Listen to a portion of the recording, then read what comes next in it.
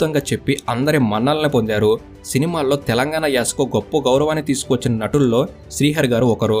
D, King, Don Seenu, Brindavanam, Toofan వంటి చిత్రాలలో ఆయన పలికించిన సంభాషణలో తెలంగాణ యాసలో ఉన్న సౌందర్యాన్ని ఆవిష్కరించాయి. అంతేకాదు నిజ జీవితంలో కూడా హైదరాబాదీ తెలంగాణ యాసలో ఆయన సంభాషణ అందరినీ ఆకట్టుకునేలా ఉండేది. ఇక శ్రీహరి గారి వ్యక్తిగత జీవితం విషయానికొస్తే శ్రీహరి గారి భార్య పేరు డిస్కో శాంతి. వీరు సినిమాల్లో ఐటెం సాంగ్స్ చేస్తూ ఉండేవారు. ముఖ్యంగా చిరంజీవి గారి పక్కన చేసిన బంగారు కోడిపెట్ట సాంగ్ అయితే ఆమెకు చాలా పేరు తీసుకువచ్చింది. ఇక శ్రీహరి గారి శాంతి గారి పరిచయం ఒక హిందీ సినిమాలోనే ఐటెం సాంగ్తో జరిగింది. అలా పరిచయమైన వీరిద్దరూ తర్వాత ప్రేమించి వివాహం చేసుకున్నారు. వీరి పెళ్లి చాలా విచిత్రంగా జరిగింది. శ్రీహరి గారు, డిస్కో శాంతి గారు ఇద్దరు ఒక రోజున ఒక పెద్ద గుడికి వెళ్తే అక్కడ పూజారి మీరు ఇప్పుడు పెళ్లి చేసుకోకపోతే మీకు ఎప్పటికీ పెళ్లి కాదు అని అన్నారట. దాంతో అదే రోజున అలా వాళ్ళు ఎవరికీ తెలియకుండా అక్కడే పెళ్లి చేసుకున్నారు.